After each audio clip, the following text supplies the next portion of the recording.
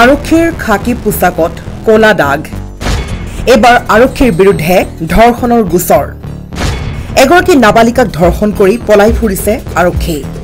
বিয়াৰ প্ৰতিশ্ৰুতি দিও বিয়া নাপাতিলে অভিযুক্তই তাৰ বিপৰীতে জবৰদস্তি কৰিলে শাৰীৰিক সম্পৰ্ক কোকৰাঝাৰ জিলাৰ তুলসীবিল আৰক্ষী চকী এলেকাৰ এগৰাকী নাবালিকা ছোৱালীক নানান ধৰণে প্ৰলোভন দি বলপূৰ্বকভাৱে ধৰ্ষণ কৰা ঘটনা পোহৰলৈ অহাৰ পিছতেই গ্ৰেপ্তাৰৰ ভয় পলাই ফুৰিছে আৰক্ষী কনিষ্টবল মইনুদ্দিন শেখ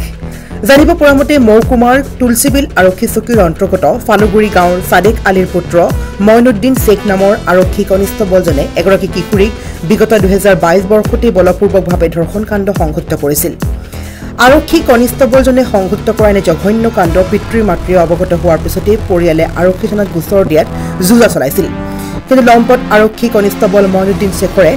বিপদৰ উমান পাই ছোৱালীজনীক উপযুক্ত বয়সত অৰ্থাৎ 18 বছৰ সম্পূৰ্ণ হোৱাৰ পিছত বিয়া কৰাব বুলি প্ৰতিশ্ৰুতি দি ধুবুৰী জিলাৰ বিলাসীপাৰা মহকুমা ন্যায় দণ্ডাধীশৰ আদালতত নটাৰী যোগে এখন চুক্তিপত্ৰত স্বাক্ষৰ কৰিছিল যদিও আজিলৈকে লম্পট আৰক্ষী কনিষ্টবল মইনুদ্দিন শেখে বিয়া নাপাতিলে ভুক্তভোগী ছোৱালীগৰাকী তাৰ পিছে ধৰ্ষিতাৰ পৰিয়ালে উপায়ন্তৰ হৈ আৰক্ষীৰ কনিষ্টবল মইনুদ্দিন শেখৰ বিৰুদ্ধে গোসাইগাঁও সদৰ থানাত এজাহাৰ দাখিল কৰে সম্প্ৰতি গোসাইগাঁও আৰক্ষী থানাত পক্স আইনৰ ধাৰা 6 আৰু আৰক্ষী দণ্ডবিধি আইনৰ 376 ধাৰাৰ অধীনত 112/2024 নম্বৰ এক গোচৰ পঞ্জীয়ন কৰা হৈছে এই বিশেষ সূত্ৰ জানিব পৰা মতে আৰক্ষী কনিষ্টবল মইনুদ্দিন শেখে নাবালিকাৰ সৈতে সংঘটিত কৰা জঘন্য কাণ্ডই আৰক্ষীৰ মহলত ব্যাপক চৰ্চা চলি থকাৰ মাজতে ওপৰৱালাক মেনেজ কৰি লম্পট কনিষ্টবলজনে ইতিমধ্যে বিভাগীয়ভাৱে লৈ আত্মগোপন কৰিছে কনিষ্টবলজনক আৰক্ষী কৰায়ত্ব কৰিবলৈ সক্ষম নোহোৱাত ৰাইজৰ মাজত তীব্ৰ প্ৰতিক্ৰিয়াৰ সৃষ্টি হয় এই সন্দৰ্ভত যুৱতীগৰাকীৰ মন্তব্য শুনোৱা হয় কি হৈছিল কওকচোন মইনুদ্দিন শেখ একদিন জোর জবরদস্তি আমাদের এসে জোর জবরদস্তি ঘরের পিছফালে লই যায় জোর জবরদস্তি শারীরিক সম্পর্ক করে এতিয়া মই দেউতাক জনালো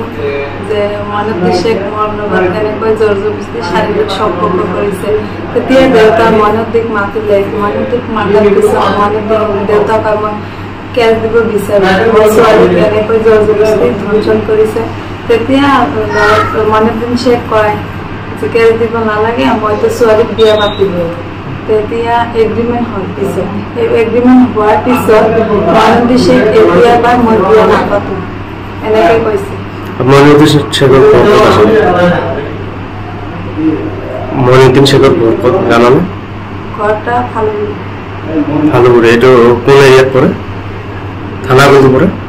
তুলসীবিল এৰিয়াত পৰে মইনুদ্দিন শেখৰ আলিৰ দেউতাৰ নাম জানা সাদেক আলী শেখ কি কৰে মইনুদ্দিন শেখ মইনুদ্দিন আসাম পুলিশেৰ চাকৰি এতিয়া কোনো যোগাযোগ নাই এতিয়া যোগাযোগ নাই এতিয়া বিয়া কৰা প্ৰতিশ্ৰুতি যেটো দিছিল এটো নকৰে ন না এতিয়া নকৰে এতিয়া আপুনি কি বিচাৰে আমি বিচাৰো মইনুদ্দিন শাস্তি পাব গোসাইগাঁৱৰ পৰা সাইফুল্লাহ হাছানৰ ৰিপৰ্ট নিউজ আছাম ঘৰ অফিস গুদান আদি সলনি কৰা কথা ভাবিছে নেকি পিছে সলনি কৰিব হয় সকলো বস্তু এঠাইৰ পৰা আন ঠাইলৈ সহজে নিয়াটো জানো সম্ভৱ চিন্তা তাতেই নহয় জানো কেৱল ঘৰ অফিসে নহয় ডাঙৰ ডাঙৰ মেচিন বাইক ডাঙৰ ডাঙৰ গাড়ীকে ধৰি সকলো বস্তু পিছে এতিয়া আৰু চিন্তাৰ কোনো কাৰণ নাই আপোনাৰ এটা মাথো ফোন কলতে সমাধান হৈ পৰিব এনেসমূহ সমস্যা আপোনাৰ কাষত আংকুশ কাৰ্গো পেকাৰ্ছ এণ্ড মুভাৰ্ছ সমগ্ৰ ভাৰততে প্ৰভাইড কৰে ডোৰ টু ডোৰ সাৰ্ভিস গতিকে দেৰি কিহৰ এতিয়া যোগাযোগ কৰক 9957630102 অথবা 9546214823 নম্বৰত লগতে ঠিকনা ফটাহিল আমবাৰী নিয়াৰ অনাথ আশ্ৰম আমবাৰী থানা গুৱাহাটী